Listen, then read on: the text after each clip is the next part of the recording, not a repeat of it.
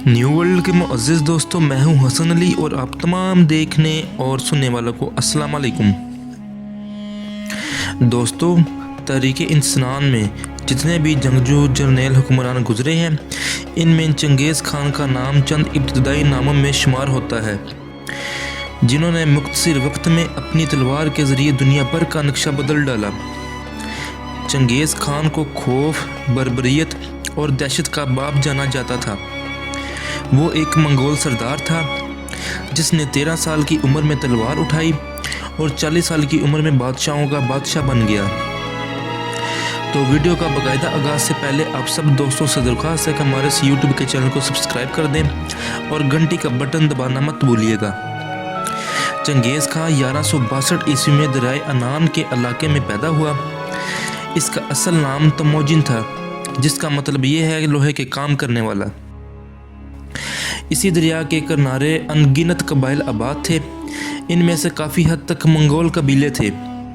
इन्हीं मंगोल कबीलों में लसोका नामी शख्स के घर एक बच्चा पैदा हुआ, जिसे तमोजिन का नाम दिया गया। दोस्तों, मंगोल कौमें वहशी किस्म के शिकारी कौमें थीं। ये लोग सर्दी से बचने के लिए जानवरों की आंतें तक खा लेते थे और इनका खून भी पी जाते थे। जिस वक्त तमोजिन पैदा हुआ, इसकी कौम सैकड़ों ख़ानदानों में तकसीम हो चुकी थी। अभी तमोजिन छोटा ही था कि इसके बाप को दुश्मनों ने जहर देकर हलाक कर दिया। ये वो लम्हा था जिसने तमोजिन को उसका बचपना छीन लिया। वो एक नाडर बहादुर शख्स था और आखिरकार 1175 में इसको अपने कबीले का सरदार बनाया गया। मगर इसके अपने ही कबाइल में आपस में झगड़े होना शुरू हो गए थे। इसने तमाम कबाइली और हलकों को अपने ज़ेरे असर करने की कोशिश की, क्योंकि इस वक्त मंगोलिया पर कई कबाइल की हुकूमत थी। लिहाजा सूरत हाल का जायज़ा लेते हुए तमोजिन ने नहायत समझदारी का मुजाहरा किया। इसने सब कबाइली सरदारों को इकट्ठा किया और मिलकर बाकी के तमाम इलाकों को फतह करने का मंसूबा बनाया, जिसे कबाइली सरदारों ने खूब सराहा और इसकी दानिशमंदी के कायल हो गए और इसे मुतफ़िका तौर पर अपना सरदार बना लिया। और दरियाए अनान के करीब मजलिस में इसे चंगेज़ खान का खिताब दिया गया। दोस्तों, चंगेज़ खान अपनी मजबूत मनसूबाबंदियों और जहानत के ज़रिए मंगोल सल्तनत को एक मजबूत रियासत के तौर पर मुतारफ़ करवाया। इसने मंगोल फ़ौज की तमीर नौ की और दीगर अदारों को भी मजबूत किया। इसने चीन को 2 बार फतह किया।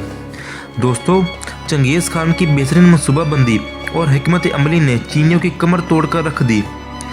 दोस्तों, चंगेज़ खान की ज़िंदगी का अहम वाक़या 1219 में पेश आया, जब इसके चंद सफ़ीर जो मुख्तलिफ़ ममालिक में भेजे गए थे कत्ल हो गए। चंगेज़ खान ने इसी मामले को आलमी सतह पर उभारा और इस दिन वो दुनिया को फतह करने के इरादे से निकल खड़ा हुआ। इस साल इसने शुमाली चीन और अफ़गान की कई सरहदों को फतह किया। इसके अलावा बुखारा, समरकंद, शाहपुर, हरात, तार्किस्तान, आज़रबाईजान, तबरेज़ और खेरासा पर भी हमला करके इन्हें फतह किया। इसकी फ़ौजों ने जनूब और रूस और शुमाली हिंद तक यलगार की। वो 6500 लाख किलोमीटर रकबे का मालिक बन गया। इसकी सल्तनत शुमाली चीन से जॉर्जिया तक फैली हुई थी।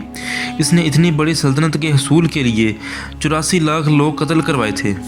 मगर यहाँ पे सवाल ये पैदा होता है, आखिरकार ये मुमकिन कैसा हुआ? चंगेज़ खान ने आखिर आधी दुनिया को कैसे फतह कर लिया? इसने जंगी हिकमत अमली के लिए 2 फार्मूले अपनाए थे। पहला फार्मूला इसकी रफ्तार थी। इसके लश्कर की रफ्तार बहुत तेज़ थी।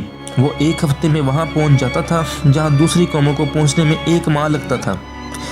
इस मकसद को हासिल करने के लिए इसने पैदल दस्तों को ख़त्म करके सारी फ़ौज को घोड़ों पर मुंतकिल कर दिया। इसके हर सिपाही के पास 3 घोड़े मौजूद होते थे और जब किसी सिपाही का घोड़ा थक जाता तो वो इसे ज़िबा कर दिया करते थे और इसे खा जाते थे।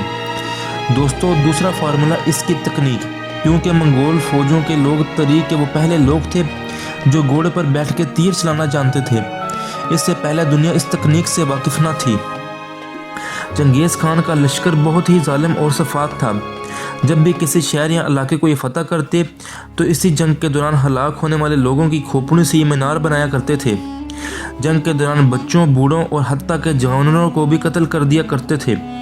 दोस्तों, चंगेज़ खान 1228 को एक जंगी मुहिम के दौरान मारा गया, जिसके बाद इसके बेटों ने गुलामों, घोड़ों और बीवियों को ज़िबा करके इसके गसानों के साथ किसी नामालूम जगह पर दफना दिया। यूं चंगेज़ खान की कब्र 800 साल तक दुनिया से ओझल रही, मगर अक्टूबर 2004 में इसका मकबरा दरियाफ्त कर लिया गया और दुनिया को पहली बार इसके मालो दौलत और शान शौकत का अंदाज़ा हुआ।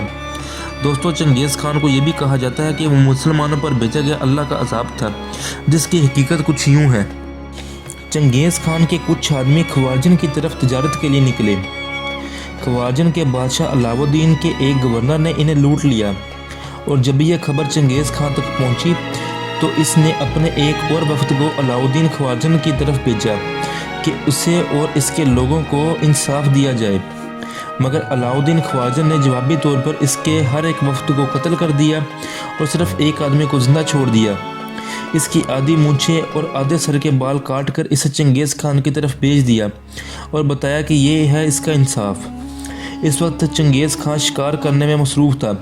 जब इसको ये खबर मिली तो वो एक पहाड़ी पर चढ़कर पुकारा, ऐ मुसलमानों के खुदा, ऐ मुसलमानों के अल्लाह, तेरे बंदों ने मुझ पर जुल्म किया है और मुझे तुझसे इसका बदला चाहिए। लिहाजा जब चंगेज़ खान ने ईरान पर हमला किया तो जहाद के लिए बहुत से आदमी बाहर निकले। इन्हीं आदमियों में से कुछ अल्लाह वाले भी थे। वो लोग जब जहाद के लिए निकले तो उन्होंने देखा कि चंगेज़ खान के लश्कर के पीछे फरिश्तों की जमातें मौजूद हैं और वे कह रही हैं कि ए काफिर जमात, इन जालिमों पर टूट पड़ो और इन्हें ख़त्म कर दो। दोस्तों, चंगेज़ खान अक्सर कहा करता था कि मैं दुनिया में हर चीज़ को फ़तह किया, मगर मैं अपनी तकदीर को फ़तह न कर सका। और यही दुनिया के अंदर इंसान की हकीकत है। इंसान सबसे लड़ सकता है, जुल्म व सितम की दास्तान रकम कर सकता है, मगर आखिर में इसने अपने अंजाम को ज़रूर पहुंचना है। इंसान अपनी तकदीर को, मौत को कभी शिकस्त नहीं दे सकता और हमें अल्लाह तबारक व तआला से दुआ करनी चाहिए कि हमें ईमान की हालत में मौत दे। तब तक के लिए अपने मेज़बान को दे इजाज़त। अल्लाह निगहबान।